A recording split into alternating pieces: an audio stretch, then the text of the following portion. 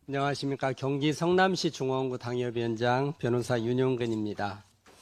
대장동 개발비리 사건 재판에 대한 법무부 등의 외압 항소 포기는 사법 정의를 무너뜨려 범죄자들이 안전한 나라, 국민들이 불안한 나라를 만든 중대한 범죄 행위입니다. 이로 인해서 민사소송으로 범죄 수익을 환수하려는 절차는 커다란 장벽에 부딪혔습니다. 지금 진행 중인 성남도시개발공사 대장동 사건 관련 소송 진행 상황을 간략하게 말씀을 드리겠습니다. 먼저 이재명, 정진상, 유동규, 정민용, 정영학을 피고로 한 업무상 배임 관련 불법행위 손해배상 청구 소송이 제기되었습니다. 성남도시개발공사가 24년 10월 10일 소멸시효 중단 문제로 당시 성남시 수뇌부였던 성남시장으로서 대장동 개발 관련 업무를 총괄 지휘한 이재명과 이에 관여한 비서실장 정진상, 기획본부장 겸 사장 직무대리 유동규, 사업팀장 정민용, 회계사 정영학에게 대장동 개발 관련 성남도시개발공사 목 배당금 6,725억 원 중에 1,830억 원만 배당하여 그 차액인 4,895억 원 상당의 업무상 배임 금액에 대한 손해배상 청구를 제기를 하였습니다. 두 번째로 남욱을 상대로 남욱이 대장동 개발로 얻은 부정이익으로 구입하여 제3자, 즉 회사 이름으로 돌려놓은 강남 역삼동 부동산, 강릉 제비리 부동산 등에 대한 교환가치 약 319억 원을 반환하라는 사해행위 취소 소송을 제기해서 진행 중에 있습니다.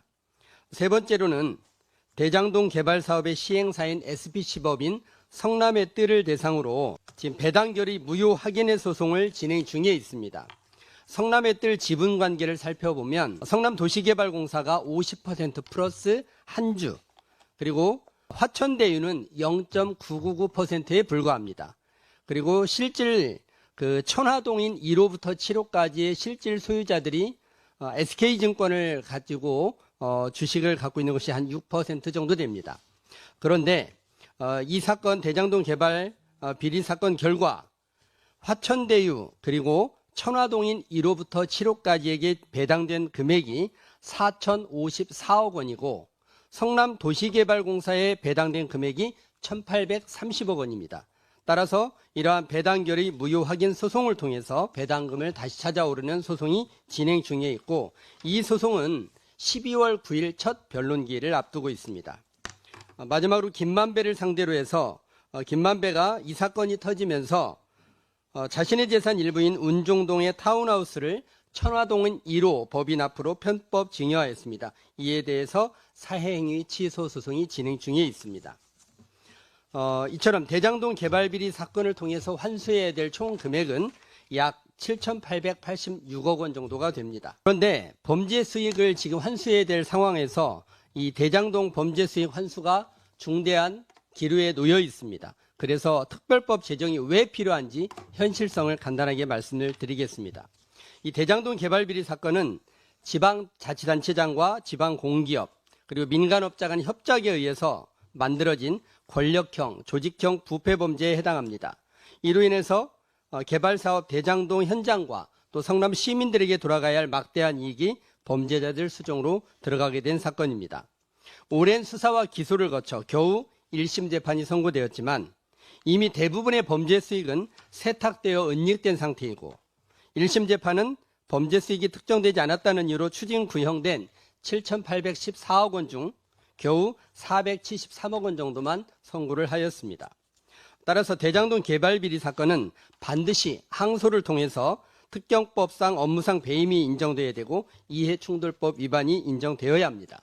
그리고 추징금액도 범죄수익금 전체인 7,814억 원, 이 금액이 전부 선고되어야 함에도 불구하고 정성호 법무부 장관 등이 검찰의 외압을 행사하여 항소를 포기하게 강요함으로써 통상적 재판 절차로는 더 이상 범죄수익 환수가 불가능해진 상황입니다.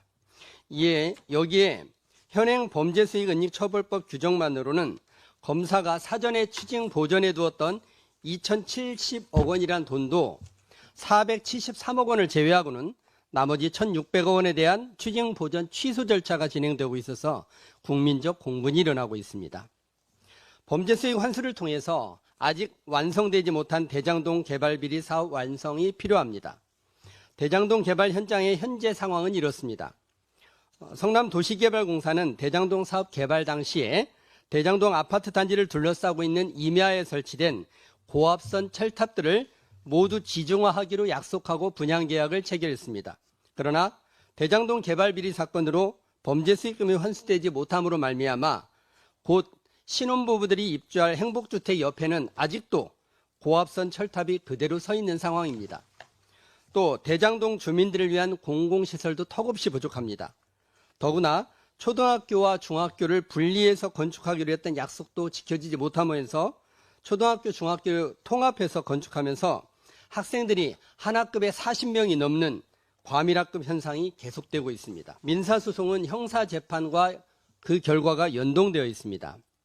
성남도시개발공사는 당시 성남시 수뇌부인 이재명 성남시장, 정진상 비서실장, 김만배 등 범죄자들을 대상으로 불법행위 손해배상 청구 소송을 진행하고 있지만 민사소송 재판부는 입증 책임 문제 등을 해소하기 위해서 형사재판 결과를 기다리겠다며 기일을 추정한 상태였습니다.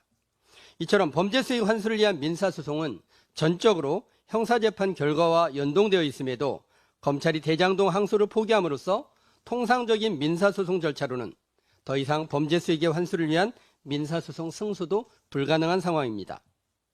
또 도시개발공사는 검찰이 사전에 추징 보전해 놓은 2,070억 원에 대해서 가압류 등을 통해서 책임재산 보전을 시도하고 있지만 이마저도 추징보전 재산의 현황 그리고 목록을 제공받지 못해서 책임재산 보전에도 어려움을 겪고 있습니다. 따라서 신속하게 대장동 범죄수익 환수법을 제정해서 범죄수익을 환수하고 미완의 대장동 개발 사업을 완료할 필요가 있습니다. 대장동 범죄수익 환수 특별법의 제정은 단순히 대장동을 위한 것만이 아니라 무너진 사법정의를 다시 세우는 것이며 끝까지 범죄수익 환수를 통해서 권력형 부패 범죄를 제거함으로써 제2의 대장동을 막는다는 큰 의미를 갖고 있습니다.